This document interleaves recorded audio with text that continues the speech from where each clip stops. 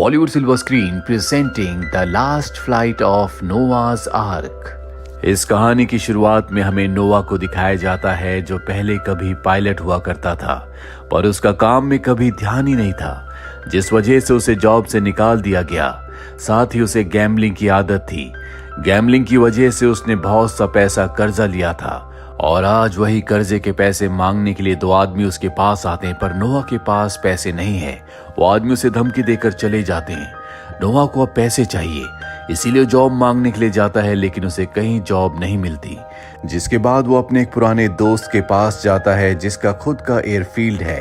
वो नोआ को कहता है कि मेरे पास तुम्हारे लिए काम है, तुम्हें प्लेन में बहुत सारे जानवरों को साउथ पैसिफिक के रिमोट आइलैंड पर ले जाना होगा। नोआ इस काम के लिए मान जाता है, पर जब वो प्लेन को देखता है तो साफ साफ मना कर देता है, क्योंकि ये होता है B-29 जो बॉम्ब गिराने के काम आया करता था। नोआ कहता है कि जंग के समय के इस प्लेन को चलाने का मतलब है कि अपनी जान का खुद दुश्मन बनना। मैं ये काम नहीं करूंगा। पर उसका दोस्त कहता है कि मैंने पैसे ले लिए हैं और वो पैसे मैं खर्च कर चुका हूं, और अगर मैंने पैसे नहीं लौटाए तो पुलिस मुझे अरेस्ट कर लेगी। नोआ अपने दोस्त की बात मान जाता है और अब यहाँ पर बेनाडेट आती है जो कि चर्च के लिए काम करती है, और चर्च के काम से इन सभी जानवरों को उस आइलैंड पर भेजा जा रहा है। इन सभी जानवरों को एक अनाथ आश्रम में पाला पोसा गया है, इसीलिए यहाँ पर अनाथ आश्रम के दो बच्चे भी होते हैं, जिनमें एक का नाम बॉबी और दूसरे बच्चे का नाम होता है जूली। ये दोनों इन सभी जानवरों से बहुत प्यार करते हैं, और जब नोआ भी बुरी तरह से जानवरों को प्लेन के अंदर रख रहा होता है तो बॉबी कहता है कि ऐसा मत करो, ये सब के सब मेरे दोस्त हैं। लेकिन नोआ उसकी बात नहीं सुनता, जिसके बाद बॉबी खुद जानवरों को प्लेन के अंदर रखता है। बॉबी को जानवरों की बहुत चिंता है, इसीलिए वो बेनाडेट से कहता है कि मैं भी आपके साथ आना चाहता हूँ, लेकिन बेनाडेट मना कर देती है।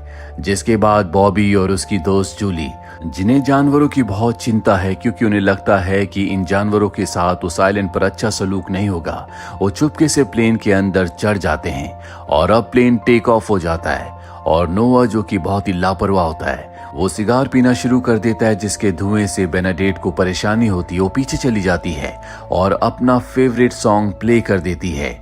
यहाँ पर हमें पता चलता है कि नोआ को सॉन्ग से नफरत है।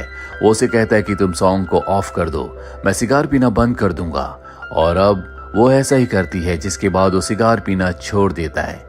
कुछ देर के बाद नोआ को नींद आती है, इसीलिए वो प्लेन को ऑटो पायलट मोड पर लगाने की कोशिश करता है ताकि सो सके, लेकिन प्लेन का ऑटो पायलट मोड खराब हो जाता है। बेनाडेट कहती है कि मुझे थोड़ा बहुत प्लेन चलाना आता है, तुम पीछे जाकर सो जाओ। और तभी पीछे से एक बतख आगे आती है और उस बतख के साथ बॉबी और जूली भी आते हैं, जिन्हें देखकर नोआ हैरान हो जाता है। बॉबी कहता है कि हमारी गाय बहुत बीमार है और नोआ जैसे लोग उसका ध्यान नहीं रख सकते, इसीलिए जूली और मैं उसका ध्यान रखने के लिए आए हैं।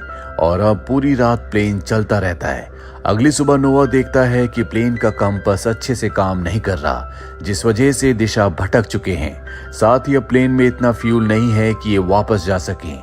नोआ रेडियो से कांटेक्ट करने की भी कोशिश करता है, लेकिन उसकी किस्मत यहाँ भी उसका साथ नहीं देती।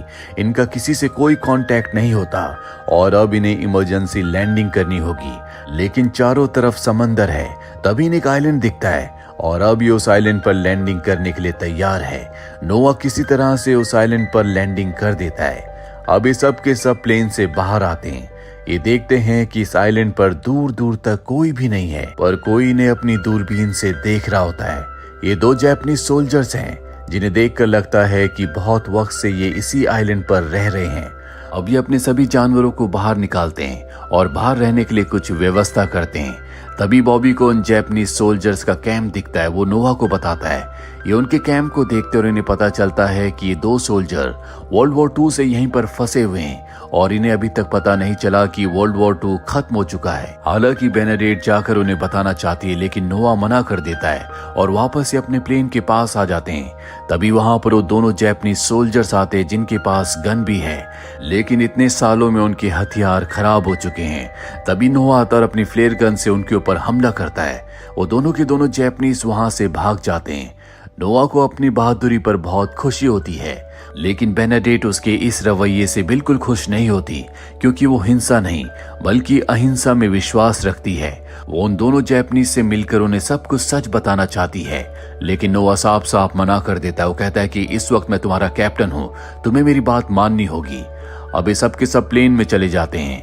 रात को बेनाडेट बच्चों को प्लेन में सुलाकर बाहर आती है, जहाँ पर नोआ होता है। दरअसल बाहर वो रखवाली कर रहा है, और अब बेनाडेट कहती है क्यों ना हम अच्छे दोस्तों की तरह रहे, तुम बहुत ज्यादा थक चुकी हो, तुम अंदर जाकर आराम कर लो, मुझे अपनी फ्लेयर गन दे दो, मैं यहाँ पर रखवाली करती हूँ। नोआ उसकी बात मान जाता है और वो प्लेन के अंदर चला जाता है। दरअसल बेनाडेट का प्लान कुछ और ही होता है। वो ईश्वर पर बहुत विश्वास करती है, वो लोगों की मदद करना चाहती है, लेकिन वो दोनों जापानीज सोल्जर उसे देखकर अपनी तलवार निकाल लेते हैं। लेकिन यहाँ बेनाडेट की किस्मत अच्छी होती है कि उन दोनों में से एक को थोड़ी बहुत इंग्लिश आती है। बेनाडेट इन्हें बताती है कि वर्ल्ड वॉर 2 खत्म हो चुका है, अब हर जगह शांति है। ये सुनकर उन दोनों को बहुत खुशी होती है और ये तीनों आपस में दोस्त बन जाते हैं, जिसके बाद जापानीज सोल्जर बेनाडेट को खाने के लिए बहुत अच्छा खाना भी देते हैं। वहीं हमें नोआ को दिखाया जाता है जब वो सुबह प्लेन से बाहर आता है। वो देखता है कि बेनाडेट आसपास नहीं है। वो समझ जाता है कि जापानीज सोल्जर्स ने उसे अगवा कर लिया है, इसीलिए वो अपनी फ्लेयर गन लेकर उनके कैंप में हमला कर देता है, जिससे जापानीज सोल्जर्स भी डर जाते हैं। वो भी उसके ऊपर हमला करते हैं। वो नोआ को धराशायी कर देते हैं, पर इससे पहले कि वो नोआ को नुकसान पहुंचाते, बेनाडेट मना करती कि ऐसा मत करो, जिससे वो दोनों जापानीज सोल्जर्स रुक जाते हैं और अब इन सब की आपस में दोस्ती हो जाती है।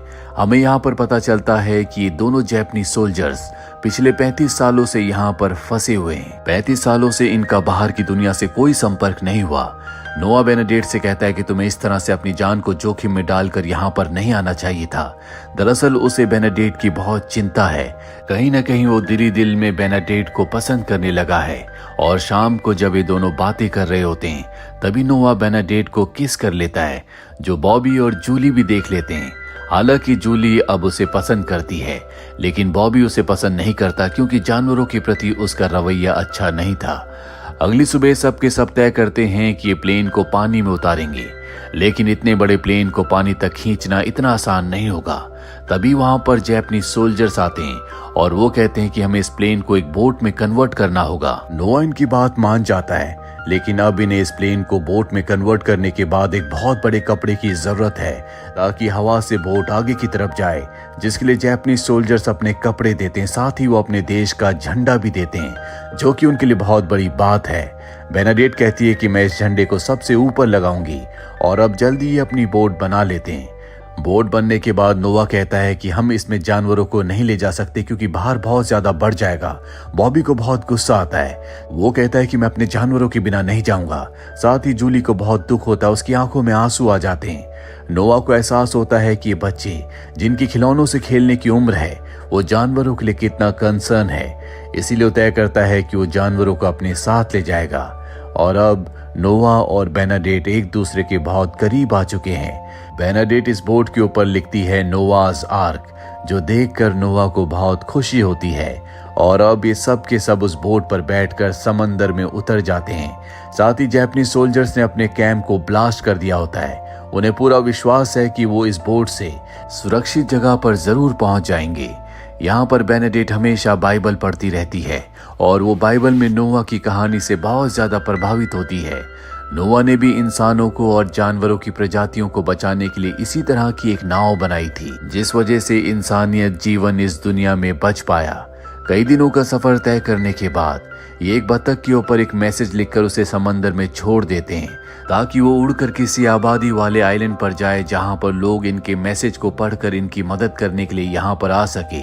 लेकिन कुछ ही दूर आगे जाने के बाद वो बतख उस आइलैंड की तरफ मुड़ जाती है, जिस आइलैंड से सब के सब यहाँ तक आए हैं। लेकिन अब भी इनके दिलों में होप है।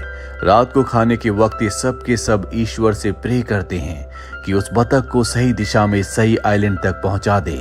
अगली सुबह नोआ खाने के लिए मछलियां पकड़ता है। साथ ही बॉबी देखता है कि उसका एक बैल खाना नहीं खा रहा, इसीलिए वो पीने के लिए उसे दूध देता है। पर तभी वहां पर नोआ आ जाता है। वो कहता है कि तुम खाने को ऐसे वेस्ट नहीं कर सकते, हमारे पास लिमिटेड खाना है जो हमें खुद के लिए बचाना होगा। लेकिन बॉबी जानवरों से बहुत प्यार करता है, इसीलिए अपने हिस्से का दूध वो अपने बैल को दे देता है। इन्हें अब बोट में बहुत दिन बीत चुके हैं और इनके खाने की सप्लाई खत्म हो चुकी है। नोआ जो पिछले कई दिनों से मछलियां पकड़ने की कोशिश कर रहा था, उसमें वो पूरी तरह से नाकामयाब हुआ। नोआ और बेनाडिक्ट तय करते हैं कि इनके पास जो चिकन्स है ये उन्हीं को मार कर खाएंगे, पर बॉबी कहता है कि हम ऐसा नहीं कर सकते, वो मेरे दोस्त हैं।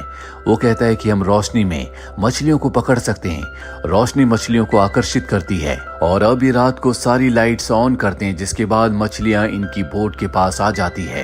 पर इससे पहले कि मछलियां पकड़ते यहाँ पर एक बहुत बड़ी शार्क आती है, जिससे डर जाते हैं। साथ ही शार्क के डर से सभी मछलियां भाग जाती है। नोआ तय करता है कि वो शार्क को ही पकड़ेंगे। ये बड़ी चालाकी से शार्क को एक जाल में फंसा लेते हैं, लेकिन इतनी बड़ी शार्क को ऊपर खींचना इतना आसान नहीं होगा। और अब जब ये सब के सब शार्क को ऊपर खींचने की कोशिश कर रहे होते हैं, तभी बॉबी पानी में गिर जाता है।